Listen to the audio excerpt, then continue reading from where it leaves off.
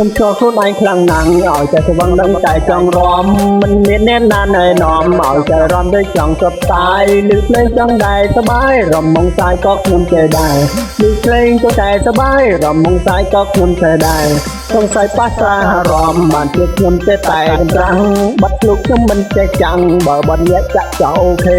រំហើយម៉ែអើយកុំជេររំសាយធូរអារម្មណ៍រំហើយម៉ែអើយកុំជេររំសាយធូរអារម្មណ៍ថាខ្ញុំមិនចេះរំទេតែថាទេចេះតែបង្ខំរំនេះនៅមិនបន្លំបើចាំបញ្ចេញជប់បាញ់ DJ កុំលេងឲ្យដាច់រំញ៉ែសាច់ដាច់ជើងចោល DJ កុំលេងឲ្យដាច់រំញ៉ែសាច់ដាច់ជើងចោល